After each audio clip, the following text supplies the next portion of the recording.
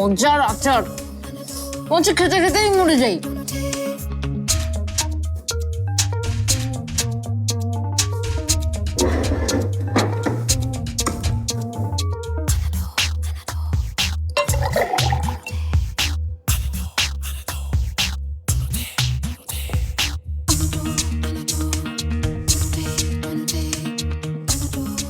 মা, এটা সেই গ্রামের আচারটা না যেটা বাবা এনেছে? আমাকে একটু দাও।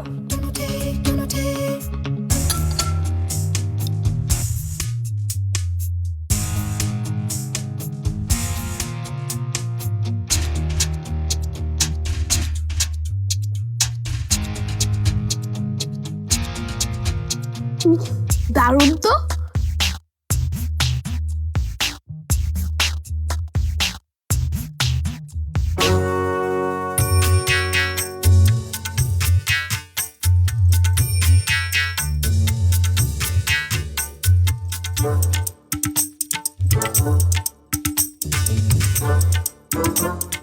চালতার আচার আমরা খাই না। শুধু চালতা কেন, কোনো আচারই আমরা খাই না। আচার খাওয়া আমাদের পরিবারের নিষেধ। কে বলেছে? আচার তো আমার খুবই পছন্দ, আর চালতার আচার হলে তো কথাই নেই।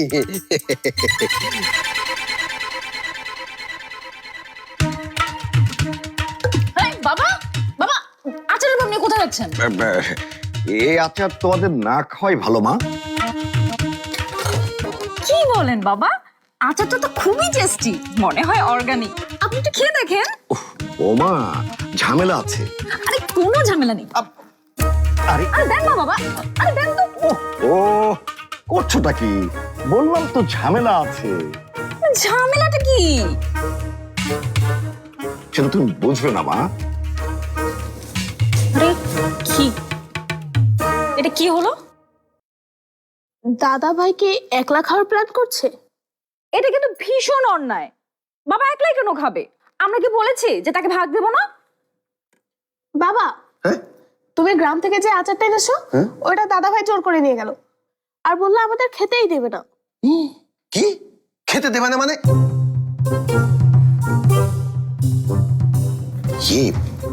দিবা, এই কোন আচারটা জানো? মানে ওই আমি গ্রাম থেকে যেটা এনেছি, চালতার। আরে কয়টা আচার এনেছো তুমি? একটাই তো, চালতা।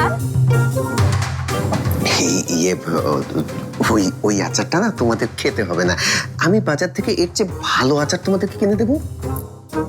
আরে ধুর, গ্রামের আচার আর বাজারের আচার কি এক জিনিস নাকি? বাজারের আচারের মধ্যে কত ক্ষতিকারক কেমিক্যাল যে মেশায় তুমি কিছু জানো? ইটের গুঁড়া দেয় মরিচের গুঁড়ার বদলে, পেট্রোল দেয় সয়াবিন তেলের বদলে, আর কত কি যে মেশায়। আরে বাবা, গ্রামের আরে ধুর, মুখের খাবার কেউ এভাবে কেড়ে নিয়ে যায়? আমি মাকে বিচার দিয়ে বই দেব। প্লিজ, তুমি যেখানকার আচার খেতে চাও, গ্রামের, শহরের, মফস্বলের, আমি যেভাবে পারি আচার তোমার জন্য নিয়ে আসবো, কিন্তু এই আচারের কথা মায়ের কানে দিও না প্লিজ, প্লিজ। ব্যাপারটা কি? সামান্য একটা আচার নিয়ে সবাই এমন কাহিনী করছে কেন?